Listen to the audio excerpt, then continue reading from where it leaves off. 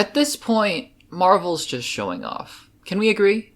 I mean, with WandaVision episode 8 being the penultimate episode of that series, and now episode 5 of The Falcon and the Winter Soldier being the second to last, they just know how to do penultimate episodes to TV series, and it's hard to do. A lot of TV shows struggle with the second to last episode. Do we make it a filler? Do we keep building it into the finale? Some episodes work better than others. For example, Mandalorian Season 1, I think the penultimate episode was brilliant. I think episode 7 for Season 2, a little less so. So it's a struggle, really. How do we bring it in to a close? So in today's video, we're going to be talking about the second to last episode of The Falcon and the Winter Soldier. And this is going to be a full spoiler discussion, so as always, if you haven't seen the episode, save this video for later, come back to it, and we are going to be discussing all things spoilers, Falcon and the Winter Soldier, episode 5. Here we go. Honestly, I don't know what I was expecting. Maybe I was expecting more of the same, not generic action, but Marvel-y action, and explosions and things heading into episode 6, but this episode slowed down a lot. And a lot of people would think maybe that's not such a good thing, but I think that was the perfect way to go for this episode. So right off the bat, the opening action sequence is hands down, the best action in this entire series. And I know, subjectivity, but honestly, is it even close for any of you guys? Because, look, and this is what I've said about Captain America Civil War. A lot of you guys maybe don't like the film as much as I do, but here's why I love Captain America Civil War. Because it has stakes. Yes, we kind of understand none of the heroes are going to die. Fine. But death isn't the only thing in narrative fiction that gives anything meaning. You can have other things other than characters dying that give emotional weight. So that final fight in Captain America Civil War, Bucky and Cap versus Iron Man, has weight to it because these are characters we've gotten to know, right? And we care about what happens to the characters not just on a physical level, aka death, but on an emotional level. How damaging is it going to be for these characters? And that's what the opening fight of this episode is.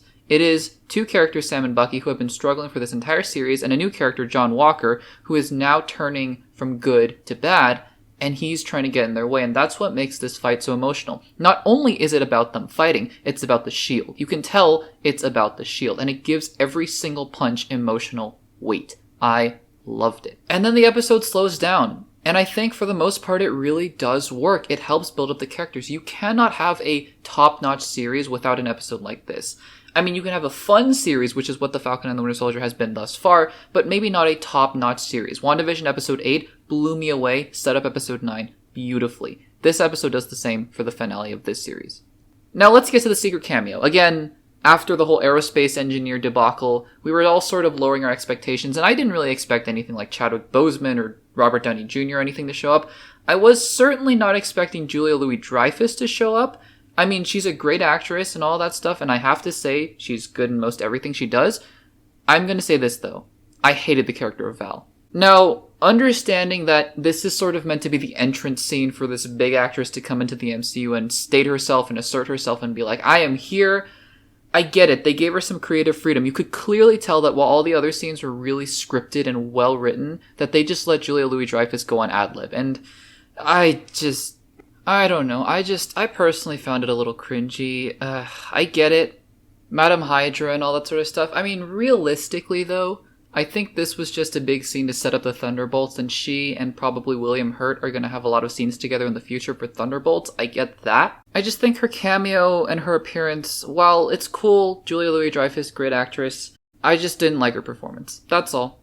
And again, sorry to say, but every single time they cut back to the Flag Smashers and Carly Morgenthau, I just find myself saying, can we please move on? And I think Erin Kellyman is a fine actress. I just think her performance in this show is probably not as good as everyone else's. I don't like her character at all. But let's move on to the stuff that I really liked. First of all, the conversation between Isaiah Bradley and Sam Wilson is hands down one of the best scenes in the MCU for me. That conversation was so incredibly raw, and I was just stunned because, look, we know Marvel, right? Marvel is willing to push the envelope only so far, at least, with the Infinity Saga, but with both WandaVision dealing with grief and struggle and suffering in that way, and now Falcon and the Winter Soldier dealing with race relations in such a raw, honest, brutally honest way. I just admired that so much about this episode. That conversation was brilliant. Again, Marvel can play it safe for the rest of their entirety of existence if they really want to, because they've built up that goodwill, and they have played it so far somewhat safe in relation to politics and real world events, but man, I mean, I was impressed. So impressed. So then we move on to the scene with Zemo getting arrested by the Dora Milaje. I really did like that scene as well, because it really showed an understanding between Bucky and Zemo, and he's coming back.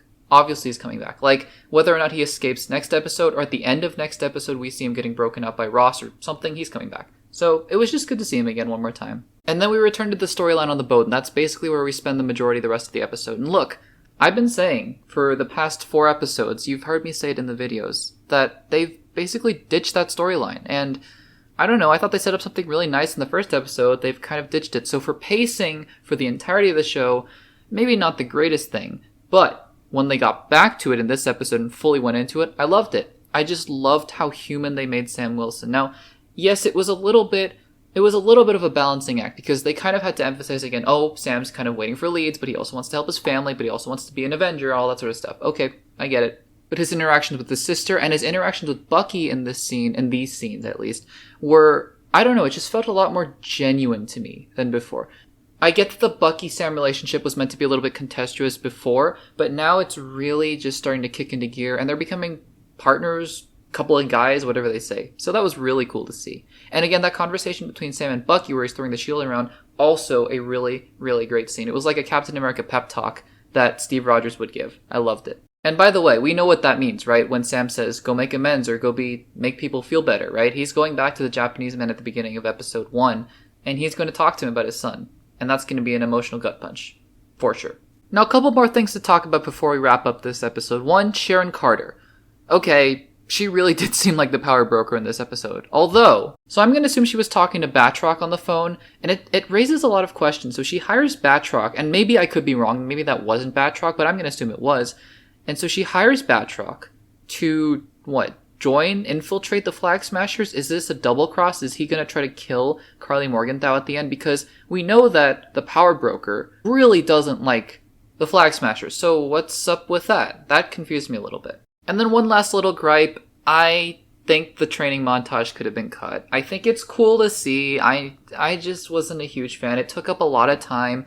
And it's cool to see a normal, non-super soldier serum person like Sam Wilson being able to take up the mantle of Captain America and wield it. You know, I think that is cool. I just think it went on for a little too long. That's all. And finally, that post-credits scene. So what I've seen from the limited amount of research that I've done online after the episode, which I just finished a few minutes ago, is it seems like it's going to be a transition from Captain America to US Agent.